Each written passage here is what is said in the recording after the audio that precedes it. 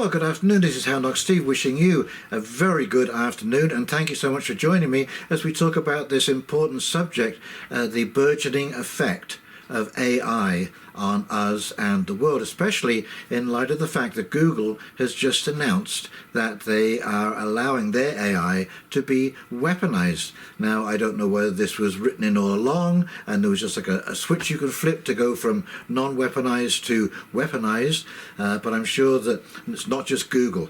You know, I'm sure that the other AI systems, well, they all start competing with each other. You know, like DeepSeek in China, I'm sure it is weaponized. I'm sure Russia has one. And so basically, the weaponization means that they can use the AI to create weapons to harm people, or they can seek out people who might harm their country, democracy, or whatever it is that they deem they need to be protected from. And of course, you know, what this is going to come down to is domestic operators as well. So this will be mass surveillance on a scale which we have never seen before. And we know so little about AI. You know, what does this weaponization mean? What does that mean to the reach of AI? You know, can AI go into all of your bank accounts? Can it go over all of your tweets and Twitters and comments on different social media platforms? How does it interpret that? You know, can AI hack another AI and change data? Can an AI get into a database and change the information on you that's in there to suit its prediction of pre-crime? And that is another thing that is coming, ladies and gentlemen. It's already in use. It's being tested out across North America and again, I'm sure elsewhere in the world. But here from Wikipedia is a definition of pre-crime. Okay, so this is from Wikipedia, and this is your official definition of pre-crime. Pre-crime is the idea that the occurrence of a crime can be anticipated before it happens. The term was coined by science fiction author Philip K. Dick and is increasingly used in the academic literature to describe and criticize the tendency in the criminal justice systems to focus on crimes not yet committed. Pre-crime intervenes to punish, disrupt, incapacitate, or restrict those deemed to embody future crime threats. The term pre-crime embodies a temporal paradox, suggesting both that a crime has not yet occurred and that it is a foregone conclusion. Engineering and technology. AI predicts crime with 90% accuracy.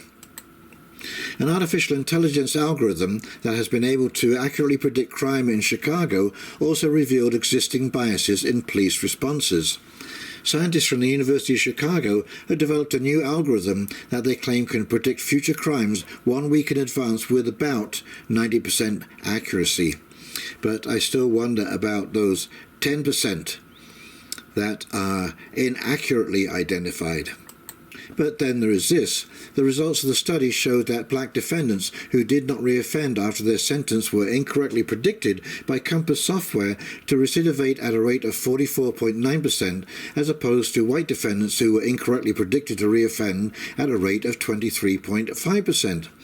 In addition, white defendants were incorrectly predicted not to be at risk of recidivism at a rate of 47.7%, as opposed to their black counterparts who were incorrectly predicted to not reoffend at a rate of 28%. The study concluded that the Compass software appeared to overpredict recidivism risk towards black individuals, whilst underpredicting recidivism risk towards their white counterparts. So, you know, that is a, well, the one there was in Chicago, 90% accuracy, or it says about, so I'm sure that's a little bit less, but more like 85%. Now, the other one, Compass, showed, which I think is probably closer to the truth in reality, is about 70% accuracy. Well, what about those 30 people out of the 100 that the mistake was made? And of course, police never make mistakes, right? From the Daily Mail, real-life drama for BBC casualty worker as armed police smash down his front door in hunt for weapons only to realise they should be raiding house in next street. Oh, what about this? Now, this is the Toronto Sun in Canada. Family traumatised after Brantford police break down wrong door. Their lawyer says the couple were handcuffed and their children aged 6 and 13 threatened.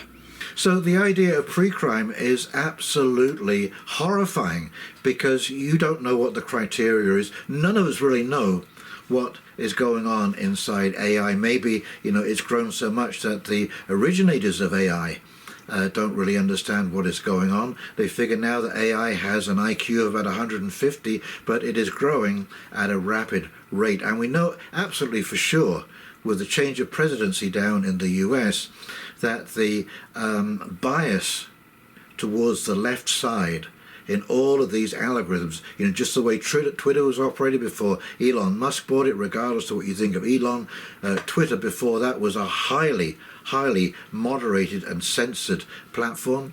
So was YouTube. I know that personally. Even the wrong word and that algorithm would pick that out, and your video was done for Facebook. All of them.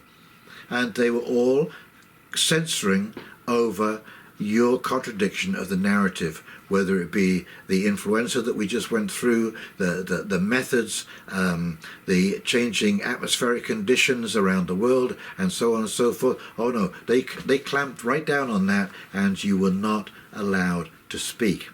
Anyway, let's just flip over to this article, and I'll read that, and I'll come back and do a quick wrap-up. Okie dokie, here we go. From RT. AI may become judge, jury and executioner, global risk expert to RT. Artificial intelligence is being weaponized across all facets of life, and Google's recent change of principles is a sign of things to come. Last week, Google revised its artificial intelligence principles, removing the company's stance against using AI to develop weapons or technologies to directly facilitate injury to people or for surveillance that violates internationally accepted norms. Google's AI head, Demis Hassabis, said guidelines were being overhauled in a changing world and that AI should protect national security. RT has interviewed Dr. Matthew Mavak, a senior consultant for Malaysia's National Artificial Intelligence Roadmap 21 to 25, scholar on global risk, geopolitics, strategic foresight, governance and AI, on the potential consequences of Google's new policies. RT, does this mean that Google and other corporations will now start making AI-powered weapons? Dr. Matthew Mavak, first and foremost, Google was largely the creation of the US national security apparatus, or simply the deep state.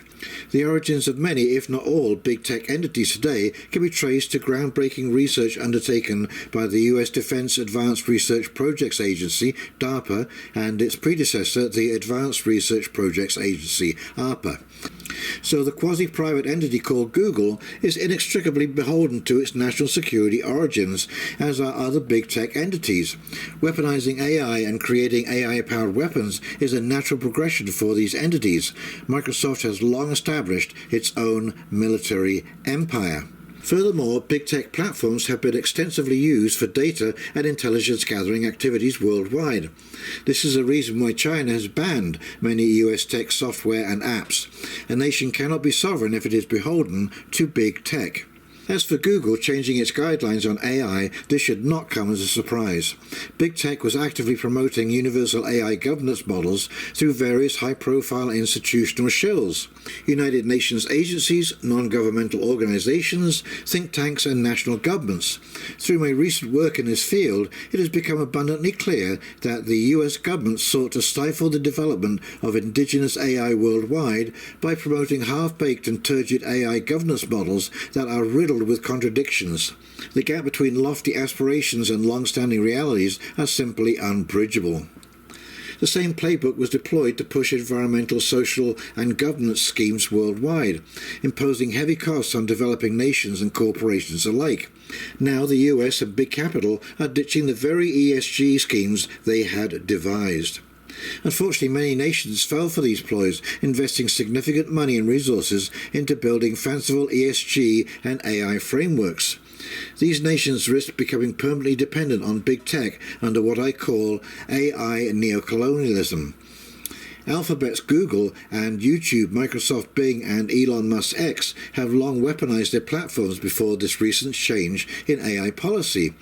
Big tech search algorithms have been weaponized to erase dissenters and contrarian platforms from the digital landscape, effectively imposing a modern-day Damasio Memori. I have to use the Russian search engine Yandex in order to retrieve my old articles. Damnatio memori, by the way, is a Roman Latin term for basically being erased. The memory of you is erased to damnation. RT, why is this change being made now? Dr. Matthew Marvak. All weapon systems increasingly rely on AI. The Russian-Ukrainian conflict alone has seen AI being used in the battlefield. The extensive use of drones with possible swarm intelligence capabilities is just one out of many anecdotal examples of AI usage in Ukraine. You cannot create next-generation weapons and countermeasures without AI. You cannot bring a knife to a gunfight, as the old saying goes. It must be noted that one of the most profitable and future-proof sectors with guaranteed returns on investments is the military-industrial complex. Weaponizing AI and making AI-powered weapons is just a natural course of action for big tech. It is also quite telling that the leaders of the two AI superpowers, the United States and China, skipped the recent Paris AI Summit. The event devolved into a script talk shop orchestrated by big tech. Alongside the United Kingdom, the United States also refused to sign the declaration on making AI safe for all. Clearly, this event was staged to suppress AI innovation in developing nations whilst legitimizing the weaponization of AI by major powers. RT. Google's principles to begin with are set by Google itself.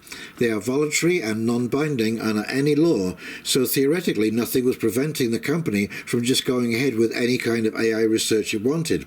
Why did it feel the need to make it official? Dr. Matthew Marvak. Google's so-called principles were never determined by the company alone. They were a mere sop for public consumption, perfectly encapsulated by its laughably cynical motto, "Don't be evil." Its parent company Alphabet is owned by the usual suspects from big capitals such as Vanguard, BlackRock, State Street, etc., all of whom are private arms of the US deep state. Okay, so I hope you found that as interesting as I did and concerning as I did, because this seems to be a runaway train right now and nobody seems to want to control it. The US and Britain, the US and China not being at the AI summit or signing on to, keeping AI safe and protecting the people, because, once mistakes have been made, the damage is done. And of course, we don't know the reach of AI. I mean, say for example, you are wrongly arrested for a pre-crime and you're in the interrogation process, and AI decides that part of your pre-crime punishment should be advertising that all over social media. You're done. Any future that you may have thought you were going to have, you are done. Institutions will back away. We've already seen banks going through the debanking process if you don't agree with their particular narrative, although I'm not quite sure, what banking has got to do with my particular opinion, what political affiliations I might have, that kind of thing. No, I thought they were just doing banking. And but like I say, it's just an indication that they can end your life, because I'm sure that you can imagine if your bank account was frozen, well, we'd be pretty stuck, wouldn't we? And because things are ongoing, things are moving so quickly, and bills are due, and if you miss bills, it is a hefty late payment fee, on unpaid amounts. And, whilst you're trying to sort out stuff, and who knows, again, what AI has deemed is an appropriate punishment for whatever pre-crime, whether you are whether you were or you weren't. And because they arrest you before it's happened, well, who knows what might have happened? You see how dangerous this is, how open to misinterpretation. And I'm sure that you have noticed with, if you've dealt with any of these algorithms in a complete format on Facebook or on YouTube, they are incredibly one-paced. They have no idea of context or innuendo, any of those subtleties that make up human interaction and conversation. If you say, for example, that my son bombed in an exam, well, it doesn't know what you meant by that. That's a colloquialism. And so how does it interpret that? Does that go on the checklist for, someone who is a potential domestic troublemaker?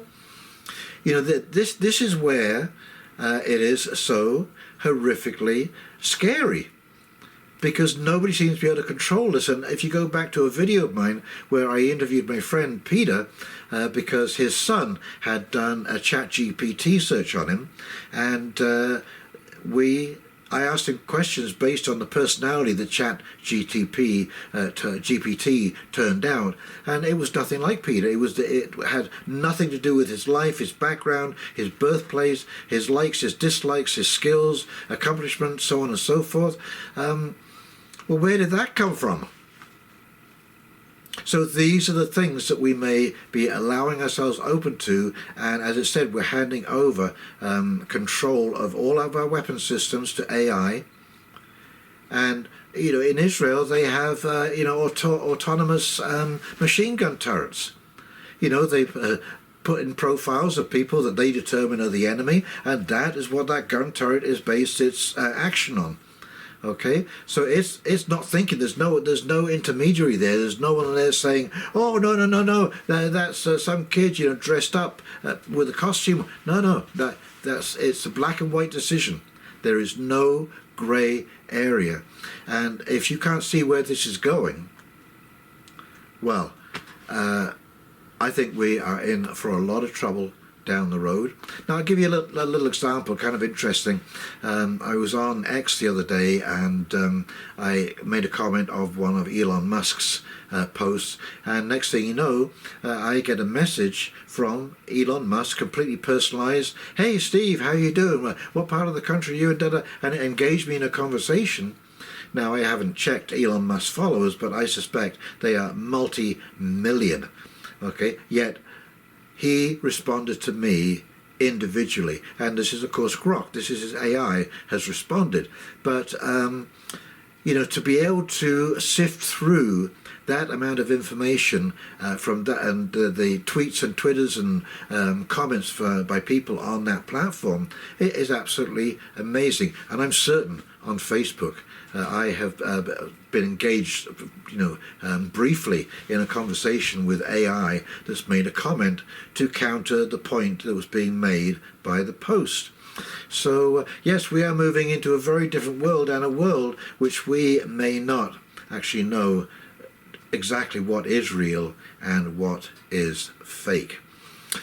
Okay, so well, that's about it from me, and I hope you enjoyed that. I hope you enjoyed the weather where you are, and that everything is fine in your life, and that you are making good progress with whatever direction you're headed in. And in the meantime, this is Houndog Steve signing off, wishing you a very pleasant afternoon, and we'll talk very, very shortly. See you now. Bye.